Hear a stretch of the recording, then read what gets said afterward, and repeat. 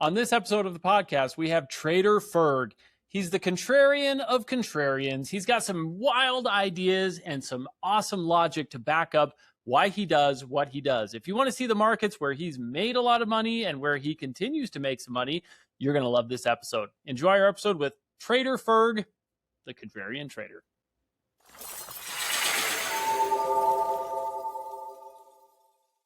Okay, we're here with Ferg. Or Trader Ferg. I actually like both. I don't know which one more.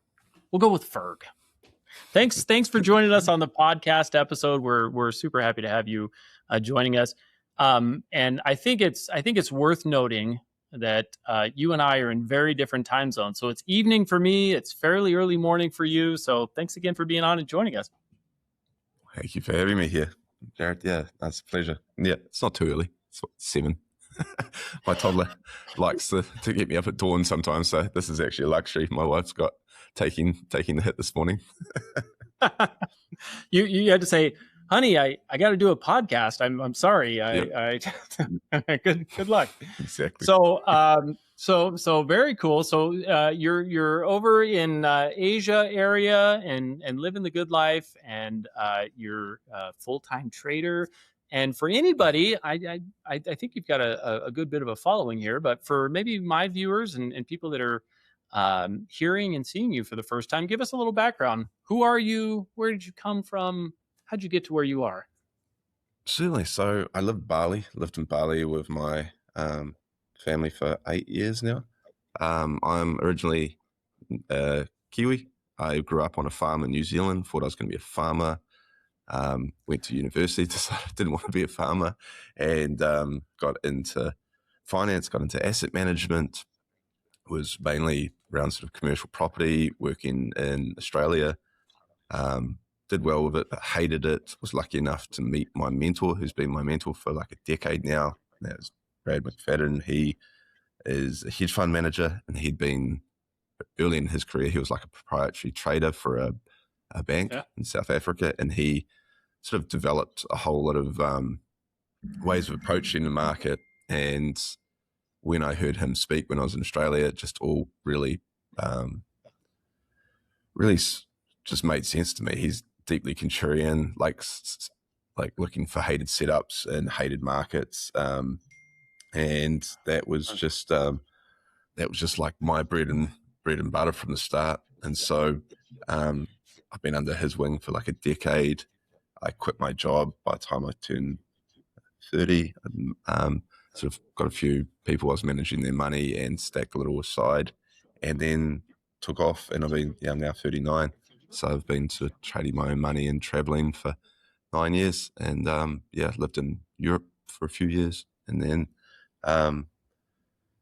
finished managing the money and kind of moved here and thought, I just like the quieter life in Asia for a while. Yeah, man, that sounds great. I think so many people, I would say that a large amount of traders would love to just trade full time, live in Bali. I mean, you're living the dream, man. That's pretty amazing. Thank you. Yeah, no, it's good. So you had a mentor who was a fund manager, it sounds like, right? And kind of got you looking at in the spots in the market where there's not a lot of love and maybe not a lot of momentum initially, right? When we talk contrarians, I mean, I even call myself the contrarian of contrarians. I don't even know who I'm going against at this point. It's probably myself. but I think, the contrarian view is such an interesting one now because it's tough, right? Contrarians have, and again, I'm speaking as one myself, and I feel like the market has gotten so concentrated, right? We have these companies that are worth like $4 trillion, right? The top 10 S&P companies are like 40% of the index.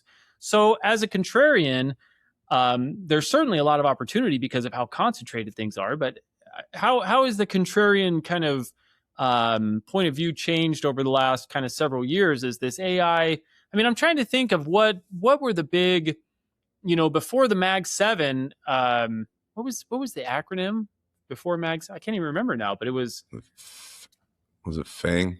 Yeah. oh, the Fang stocks. Yeah. That's right. Yeah. So we had the Fang stocks, but people were kind of just riding the momentum. Nobody was like super excited about like Facebook, Meta, whatever, right?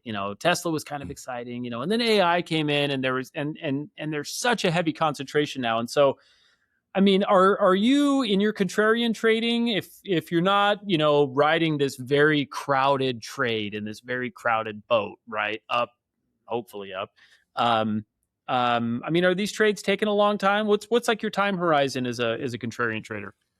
Yeah, so I'm as far away as you can get from the likes of Mag, Seven, or Fang. Like I'm going into most stuff with sort of a 3 to 5 year time frame, and I'm often hanging out in companies sort of sub like 100 million.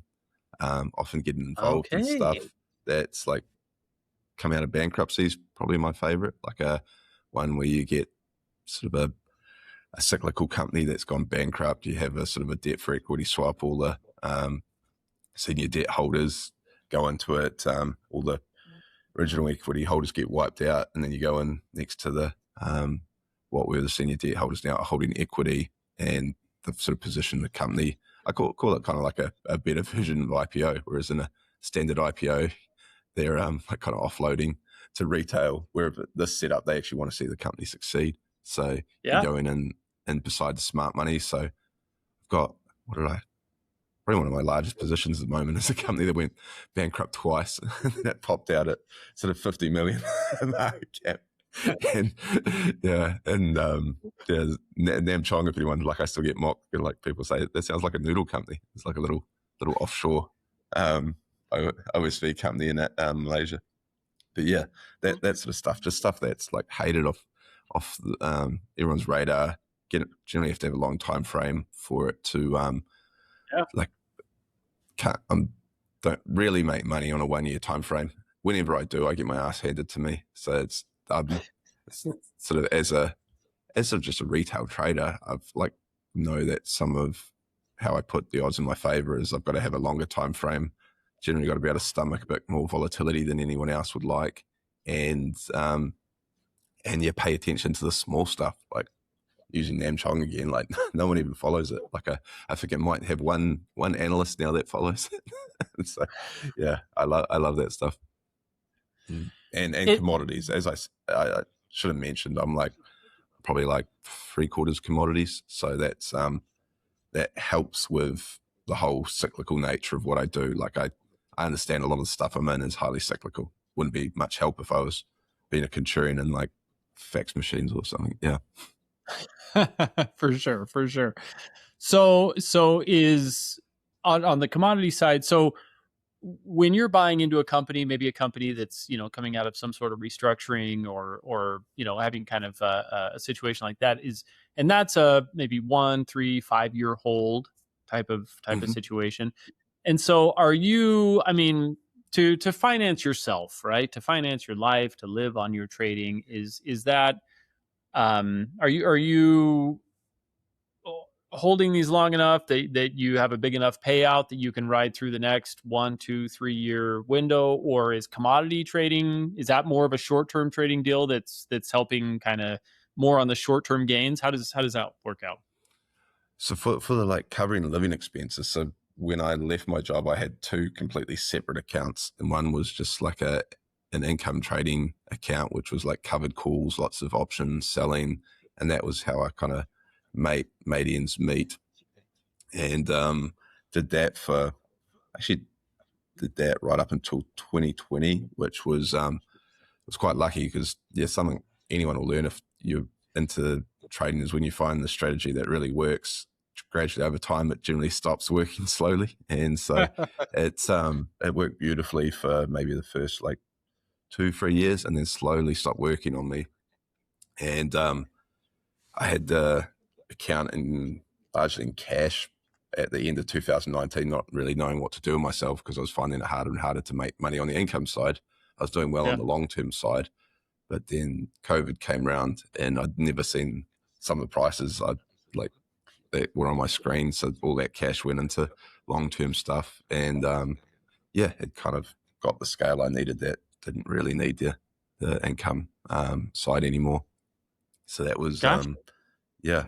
Now I've kind of, if anything, what I've been working on now is kind of creating a more income focused portfolio. Again, this is for my parents, like they're retired and they're selling their commercial property and trying to work out the best way to do that. And that's had a lot of fun with that. There's a lot of fantastic businesses in emerging markets that spit out 5-6% dividends, and you've got really low withholding tax. You've got really great currency tailwind. Yeah, had a lot of fun putting that together.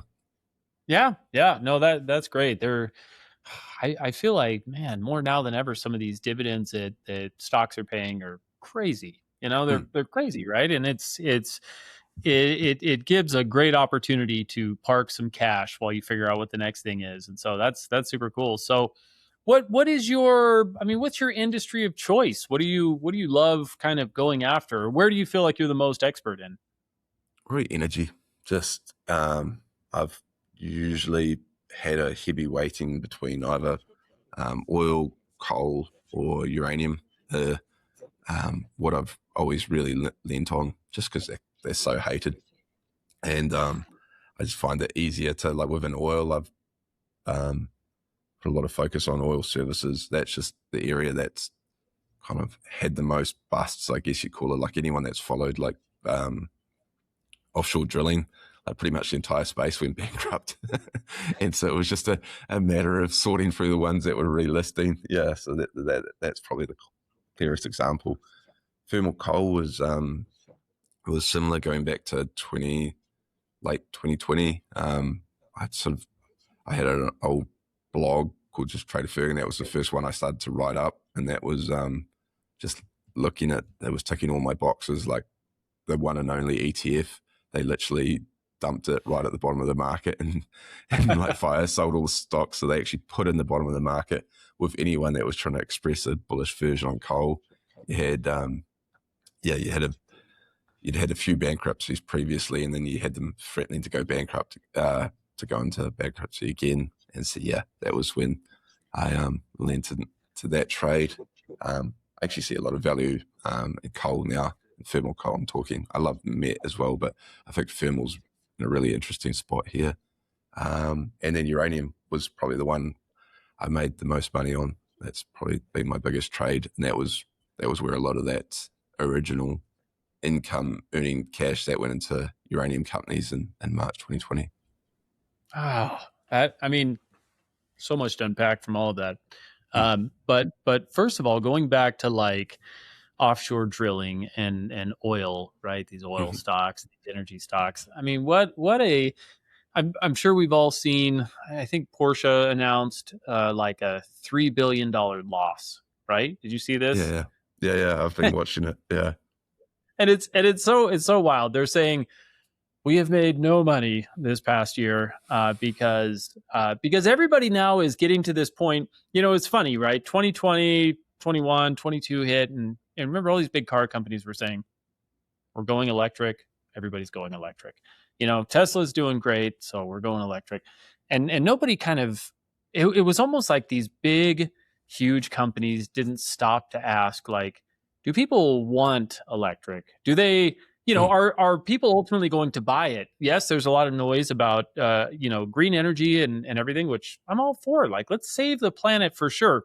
But as a big company, you have to ask yourself, and you have to ask the market, will it absorb this? Can it sustain this? Right. And we see all of these electric car companies backing it off. Right. Tesla is in a different league. I wouldn't call Tesla an EV company. They're something else. They're a technology company. They're an Elon Musk company. They're something else. But like the rest of this electric push that's been trying to happen and getting backed off, and nobody really wants electric cars, or they do, but with some caveats. It's so interesting, and what an opportunity it created for this energy play, right? For these oil stocks. When you mentioned offshore, I had a position forever. I was in and out forever on Rig. I don't know if you ever watched Rig, but that was old Transocean, man. I mean, did those guys go down? I'm just looking at their chart here. I think they went down quite aggressively for some time.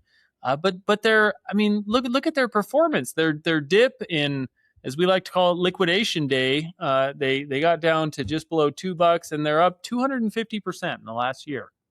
Yeah, Who was I'm about trading to. rig? You know, I'm about to become a large shareholder because they just acquired Valaris, so they're acquiring the next largest. Yeah, and I own a lot of that. Rig has bought Valaris. Yeah, acquiring Valaris. Yeah. Oh my gosh. Yeah. Oh, the plot thickens. I love it. Mm. So it's such an interesting space when you go to those, because and I think, and you said this very well in the beginning, cyclicality is key, right? You don't want to be the guy that's trying to make money on fax machines, as you said. I think that's such a great statement.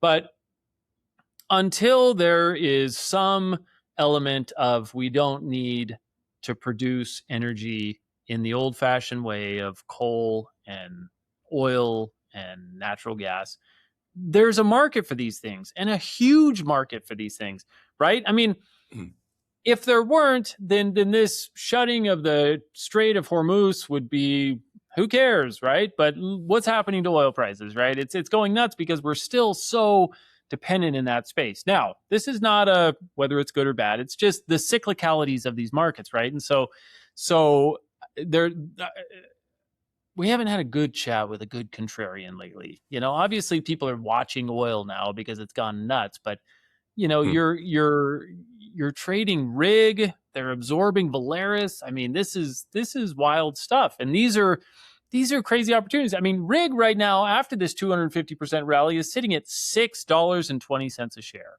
right? Everybody's looking at these, you know, mega caps that are trading at hundreds of dollars a share. And what an opportunity to get in a $2, now $6 stock and just kill it. So that's awesome. And along with that, you know, you can still play both sides of the you know, green energy electric space and traditional, right? I mean, there's obviously these great opportunities in crude, but then uranium. I mean, isn't that the future of electricity production to some degree? I mean, what are the thoughts there? Yeah, well, I pull on a few of those threads. One, like, I love using what will now be sort of Transocean having absorbed Valaris, as I want to be as far on the other side of like the paper market as you can possibly be. And when I refer to the paper market, it's just like all this, I don't know, like I was kind of joking, if they get away this, like I see Elon bending the rules with the NASDAQ to try and get his listing immediately in without the seasoning period. Like, that to me is just all financial engineering. I want to be so far away from that, and something that has so much value, it's just undeniable. And like with Transocean, you're going to have such a large fleet of drill ships that are all, they've got no ability to rebuild them. These things are all trading at 20, 30 cents on the dollar. And there is a demand for them moving forward, as we're kind of going to find out with the instability in global oil and oil prices holding up. The demand for them is going to be there, and there's no ability to add supply. So to me, that means you're going to earn really outstanding returns for quite a prolonged period in these without any ability to produce new drill ships. Like, they take probably minimum 5 years. Used to get them for 10% down payment. Now I think it's looking more like 30 or 40 because they sent so many people, so many shipyards bankrupt. Now the shipyards are also all at full utilization, building other stuff that's hasn't been built, so they're at the back of the queue. And so yeah, you're getting something that's just super asset heavy with a really, I guess, replacement value is the easiest way. And I've got often joke, like, you just want to search out stuff in the world that's really hard to replace and is still really needed. Whereas, like, if anything, we've quickly learned your app's not not that hard to replace now when with AI and, like, of course, like network effects and whatnot can there's still decent moats in the tech space, but mostly they're well priced because people understand the moat, and there's a lot of stuff around that doesn't deserve the profit margin, or it's going to get its profit margin eaten. And so I love just to avoid that by like hanging out in stuff that I know will inherently be cyclical. because its demand drivers haven't gone away. It's like uranium's perfect example. Like if you could see that, yes, that was hated, but it was essential. I hold the view that we're not going to be able to run the world on renewables. Like they in no way are going to keep up with emerging market growth.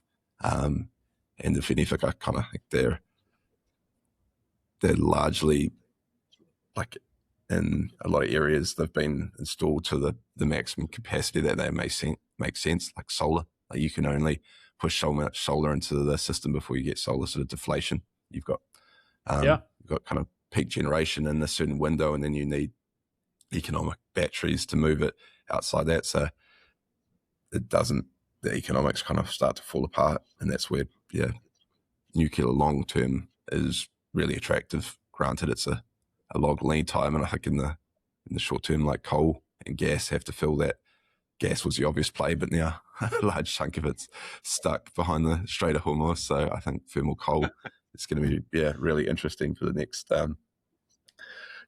year or two. Granted, this war doesn't come to a quick close, which doesn't look to be at this point. Yeah, for sure. So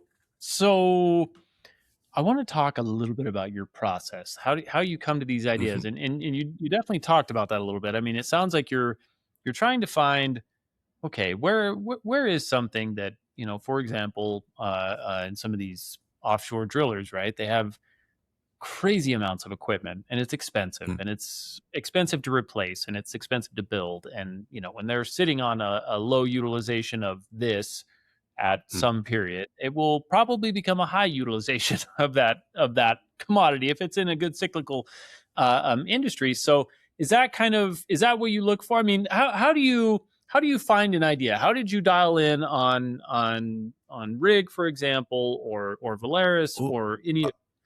I've got one example for you that kind of really fits my process, and it's generally start with like a really bombed out chart. So the Transocean chart's a great one if you zoom out on that. Granted, a lot of that's just dilution, equity destruction, but one that's cleaner because there's actually no dilution in it is looking at certain commodities that are just bombed out and sort of crawl along the bottom of the chart for years. And PGMs is a great example of that. Like platinum was like crawling along the bottom of the chart for better part of a decade.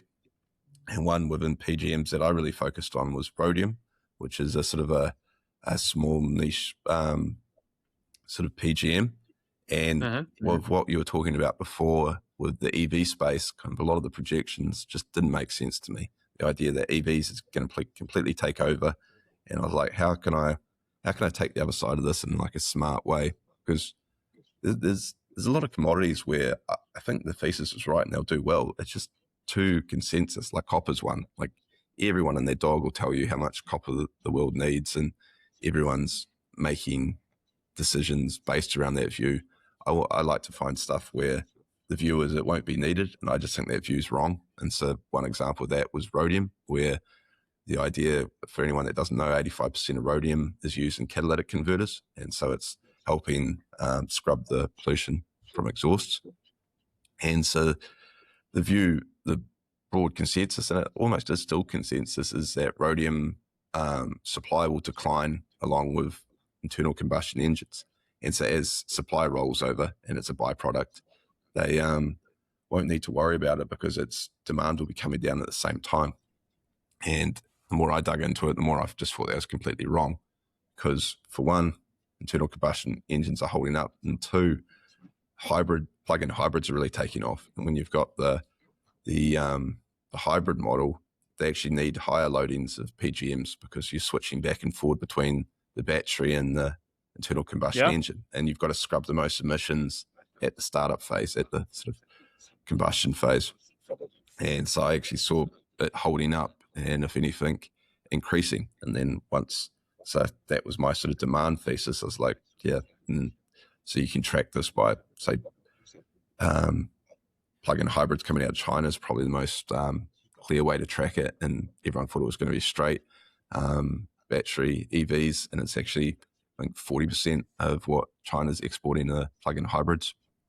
And so that was completely against what the market was pricing. and then went to the supply side, and the supply side's an absolute disaster. It's pretty much the vast majority of rhodium just produced in one little corner of South Africa, and they're just an absolute steep decline, the deposits that have a high split of rhodium. And so, yeah, then just became go out, put a decent chunk of the portfolio in physical rhodium and sit on it. And then this comes back to the history as well. If you've actually studied the history of it, it's had maybe 5 10-baggers type runs in the last few decades. And so if you had always been patient to buy it at the bottom and have a view of why it would be necessary again, then you've done really well. So that's probably the clearest example of my process, I guess. That is great. And, I was just thinking as you were talking about this, as I can't even remember when this was, but it wasn't too long ago. I mean, I'm a California guy, not living in California currently, but man, LA, people were stealing catalytic converters out of cars that were parked on the streets, right? And I think it was happening kind of around the world where and so if you even if you go that thesis, why do people want catalytic converters so much? Is it a factories can't produce them situation, or is it raw materials that are involved with these, right? And so I think that's so interesting that you take a big loud topic that everyone's all in on and say, okay, let's apply a little tiny bit of logic here, right? And a decent amount, but it's funny. It is funny how these big funds and investment banks and everything completely overlook this stuff, right? When if you just spend a couple of moments, because it's typically not, hey, Goldman Sachs or Millennium Hedge Fund, right, or Citadel made crazy returns on going against the narrative. That's typically not how it is. It's typically people like you, right? That you're out there and you're just saying, hey, nobody's talking about this, right? Everybody's going on one side, and that's always, the pendulum shifts so aggressively when everybody figures out that whatever they were all in on may not be the thing, right? And so that's super cool.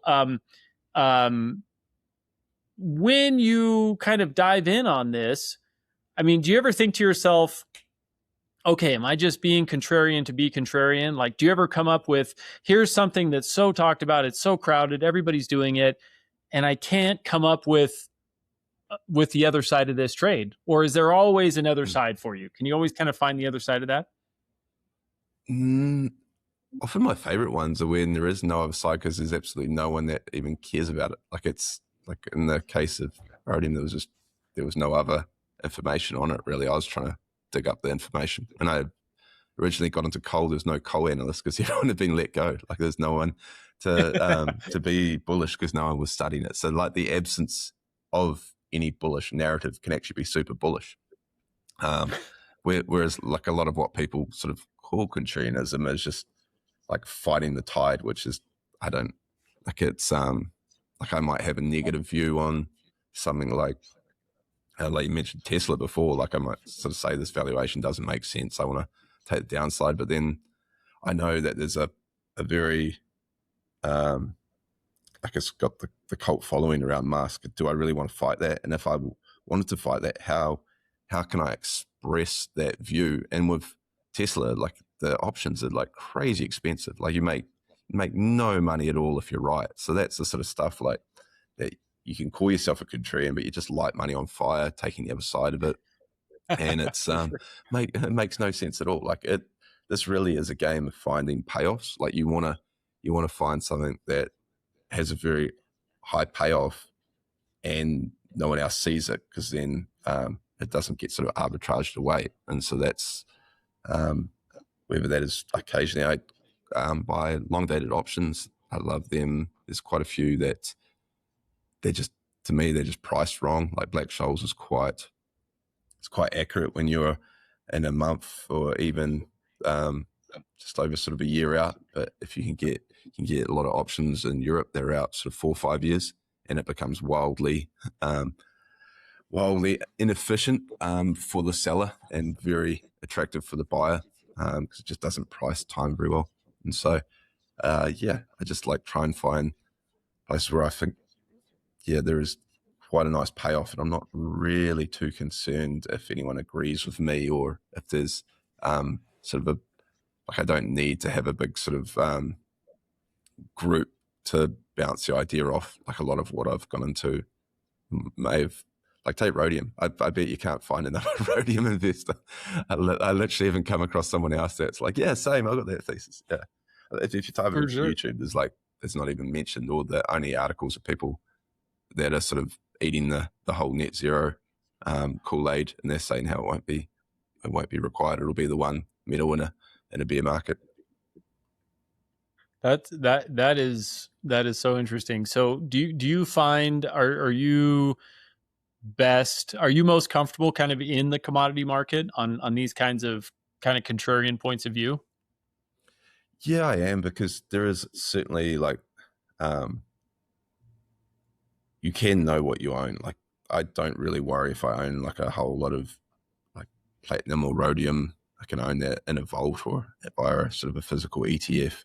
Whereas, like, sort of intrinsic value is a lot harder to put your finger on, and sort of a lot of other companies. And I just don't think I'm that smart. Like, I just don't really know, especially when you get into the emerging markets. Like, you don't know the quality of books. Like, if you're buying like Chinese companies, like you don't know if you're just buying an empty warehouse. Is what they do they have what they say they have?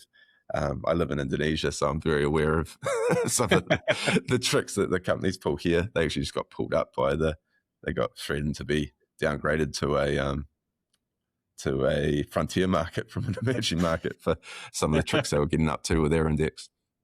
So yeah, it helps remove, and then yeah, you've got other stuff that's just it. I just try and make it as simple as possible, like that whole keep it stupid, like a coal. Like at the moment, like looking at some of the thermal coal guys, they've got like a sort of a quarter to a third of their balance sheet in cash. They're trading super cheap. They're very they've got a lot of sort of talk to inflation. Probably like the most, if you figure like long duration assets, like a sort of a startup lighting money on fire. That's like the longest duration you've got, because you're kind of promising that you'll produce cash flows somewhere out in the future. Promise you'll gain market share and turn it around. Like a dirty old coal company that no one wants to touch, because a lot of people can't touch it because of sort of institutional mandates, ESG, Yeah. and they're just selling coal on spot. Like, that's the shortest duration you can really get. And if you look at history, these have absolutely ripped inflation, and I think we are really staring down the barrel of a very inflationary decade, with the events of the past week or two not particularly helping that either. For sure. It's such an interesting space, and I think that's a good point. I had a guest on the podcast. He's an Indian investor living in India, and he said the same thing. He said, I love investing in these companies in India, but I can't totally know what's going on. So I just show up and I talk to them and I see what they're doing, you know. And I thought that's interesting, but it is complex, right? So whether you have a company that you're worried about, that you're not sure if the accuracy of their bookkeeping, or you have a company like Nvidia or whatever, where the bookkeeping is so complex and the dollar amounts are so massive, and you know, on both examples, it is a little bit hard to know what do I own here. And commodities are commodities, right? Do people want them now, or do they not? And if they don't, they will. And if they do, maybe they won't, you know? And so you kind of just have to be nimble on both sides of that. But that's great. Do you do much? I mean, were you in some of this move in gold and silver? Did you have some positions in some of that exposure as well? Yeah. No, I have a probably like nearly a quarter of the portfolio is between I went far more heavily after the PGM space. Like, I really like the platinum and rhodium, just because I find it easier to understand. There's only a handful of miners in South Africa that you have to read their earnings, and then you can get a really good view of the supply side. I own a lot of gold juniors, just as a talked way to play gold. I just think gold's going an awful lot higher, and it's going to be the whole crowd that's bet the drum for the last decade of like just dollar cost average the S&P. I think we're going to have the sort of equivalent of that in gold in another few years. That'll just be like, oh, this is all too hard, just buy gold. It's sort of steadily risen, and everyone's sort of said it's expensive for years now. I feel like gold's going to do that to everyone. Granted, it'll probably pull back occasionally, sort of 10, 20%, but I think you just back up the truck if you see that happen. So yeah, I do own a substantial amount of precious metals. So that, of course, has to beg the question. Your commodities, precious metals, these are always solid investments, and they're a wild ride. What about the? Do you own any Bitcoin? Have you been following the crypto space, or is that out of the portfolio? So with my family, my sister's actually, she started a crypto startup. She's founder. She lives in Portugal, and so she's my kind of crypto expert. So I just give her money if I want anything crypto done. But yeah, overall, I've been a bit of a bear on it for a long time. I guess it makes sense with my kind of perspective of the world. I'm like wanting to work out intrinsic value. What's the sort of the commodity backing this? I do kind of get Bitcoin, but it was always, again, coming down to the I dislike any asset that's got a real sort of almost just such a cult-like fan base that will just scream at any mention that the asset might go down. Yeah, so I prefer there just to be silence when I mention something. Yeah, and so yeah, I've never owned any crypto. Interesting. I do remember, man, people would get so aggressive, like 20, it was like 22, 23, right? When into 24. I remember I couldn't even bring up Bitcoin because people would say, "Oh, if you don't have it, you're an idiot." And also, if you said anything about it, they would be like, "You're a terrible person if you're not on the Bitcoin."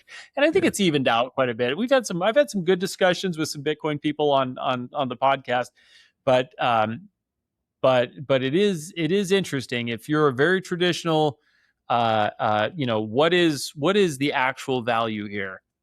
That's a tough one. That's a tough one to I guess rectify in the numbers, because it's like, if anybody at some point says Bitcoin is not, and especially the big holders, right? And Bitcoin, just like everything else, is getting so concentrated. You have MSTR, strategies, used to be micro strategies, buying up billions and billions and billions, right? And you never know if those guys get to a point of liquidation, what does that do to the market, right?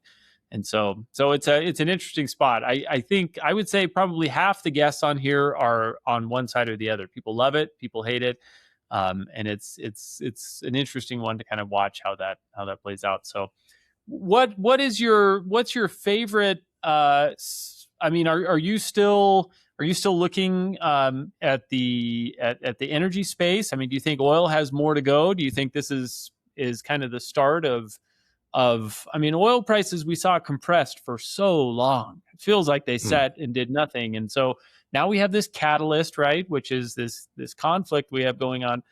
Is there more to oil? Are you kind of just playing out your positions on things like rig and so on?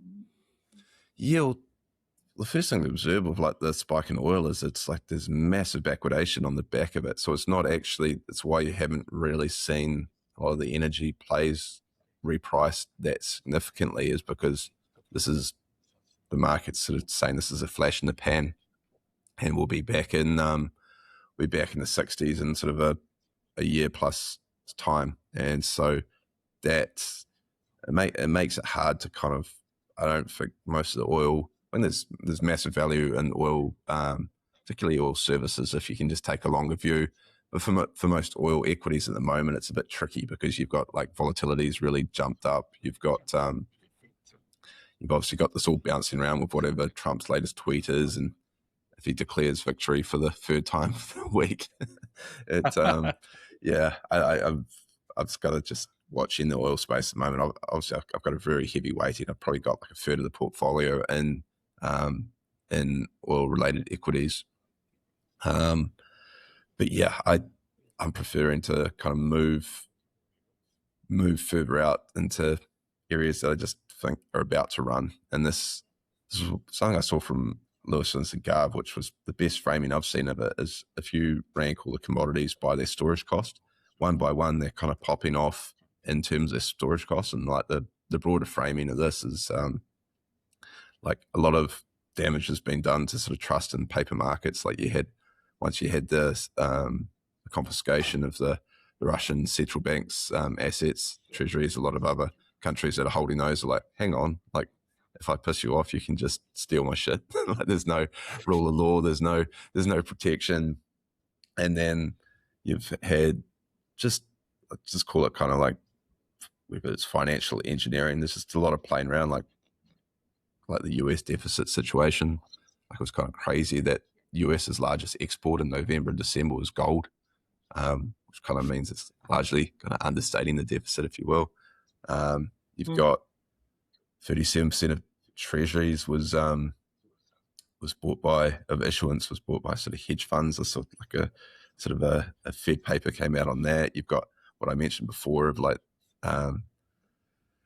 Musk trying to jam his new entity into the NASDAQ with no seasoning period. Like all of this is just like, I think people are just saying, okay, all of this is we're going to allocate money to real assets harder. And then as you make that decision, you're if you're trying to protect your purchasing power, you're going to put it into commodities that are the cheapest to store. And so then as you do that valuation re-rates, and then you go to the next one on the tier. So, and it's kind of worked out that way when you look at the storage costs. Like gold's cheapest, and then so gold went first, then silver, platinum, and you started to have some of the industrials run. Like obviously copper and stuff has done well. I own a lot of tin, and that's so that whole industrial complex, that was the next cheapest store. And then you go on to energy. Energy's far more expensive to store. We're obviously seeing all that run, and then where I think we're now at with energy having really caught a bid is we're now going on to the next step, which will be like the ags. And so that was my piece that I just released last night. What was it, long wraps and tacos. I'm like going through all the grains and starting to buy some stuff there. Yeah. Interesting. I think that, I mean, one thing I've always looked at is storage capacity, right? I mean, we always track storage capacity as far as how much can be stored of these commodities. But I don't know if I've ever heard anybody talk about price of storage, and that's a pretty interesting take. And interesting how these things have kind of gone in sequence with that price of storage. So that's an interesting thing to keep an eye on. There's certainly some some more commodities ready to go, and to have kind of one more metric to look at like that is great. So going into kind of the agriculture, is that kind of your next? I mean, that's what a space, right? Is food ever going to not become a thing? We see all the billionaires buying up farmland, and all the tech titans buying up farmland. So that's kind of in your crosshairs a little bit now as well. Yeah, no, definitely. Like that's and some of the charts are just absolutely like devastated. Like anyone should just pull up the chart of wheat. Like that's the sort of stuff I look for. Like a chart that's just been really hammered, put in a bottom since like mid 2024, and it just keeps bouncing along the bottom. And now it's obviously catching a bid now. Fertilizers is going pretty vertical across the board. Like I think you've got between 20 and 30%, depending what fertilizer you're looking at, locked behind the Strait of Hormuz. And so with a lot of Europeans are especially screwed. They've kind of shot themselves in the foot multiple times, because they've not only have they with a lot of their fertilizer production is via gas, or probably not all of it is, and they're now mixing the LNG, so they're lifting their cost base. So a lot of their fertilizer production is sort of 3 to 4 times the cost of Middle East and US. They've also been trying to wean themselves off Russian fertilizer by just slapping more and more carbon taxes and tariffs on it. And interestingly enough, they become hugely reliant on like Egyptian imports, and now the Egyptians have been cut off from Israeli gas, and also I think of like 24 LNG shipments short from the Qataris, and so they're running at like half capacity. So the Europeans are really in trouble now in their fertilizer situation, and fertilizers kind of, there's no strategic storage of fertilizer anywhere apart from China. China kind of runs a closed system. They don't export their production. If anything, they've actually a glut of fertilizer within China. They just refuse to let anyone else have it. And yeah, it's just, when you see fertilizer run, you know there's going to be a knock-on effect. And so I just kind of have understand that once I've worked through all this process, that I think it's going to roll on to a number of the grains that are going to react pretty strongly in the coming weeks and months. Interesting. So in a trading day for you, a week, a month, I mean, what would you say? Do you spend the vast majority of your time just reading and researching? Yeah, kind of design my life like the way I want it. Like I literally just wake up and play with my toddler, take him, go have a coffee with him and the family, take him to preschool a few days a week, and then train jiu-jitsu every morning for an hour or two. I'm pretty obsessed with that. Like I've been doing that for a number of years, and then usually have lunch together as family, and once I put him down for a nap, then go and work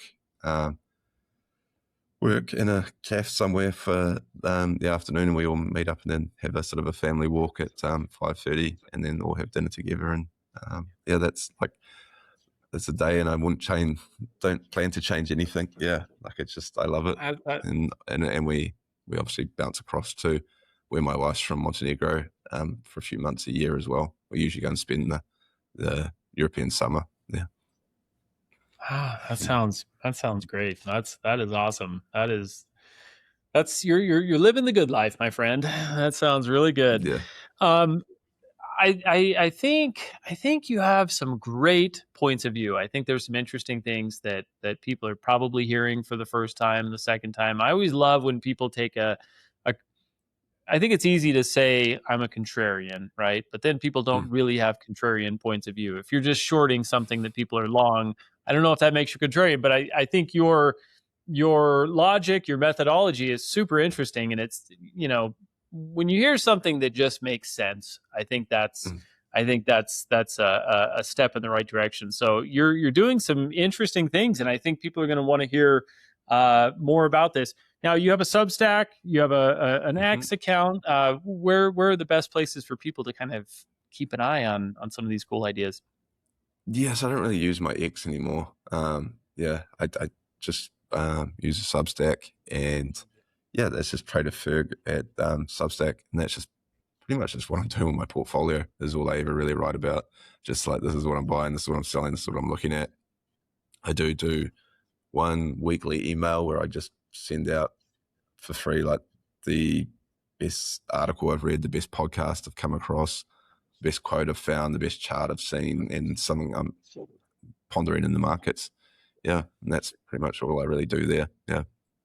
That's great. We're going to post. We'll post that link and anything else along with this episode. But that's really cool stuff. I look forward to kind of tracking what you're doing and keeping an eye on everything. And then hopefully we can have you on again in the future, because obviously the commodity talk and topic right now is such an interesting one to kind of see how it plays out and what's going to be the next thing after that, right? So there's some wild and crazy opportunities out there, but that's super cool. Thanks for being on, and thanks for sharing some ideas with us. I think people are going to really, really connect with some things that you're doing, and I know I sure did. So that was really good stuff. Cool. Thank you for having me on. Yes, absolutely. We'll have you on again in the future. Good luck in these commodity markets. I think there's a ton of opportunity there, and we'll keep an eye on the journey for sure. Thanks, Ferg. Cool. Sounds good. Cheers, Jared.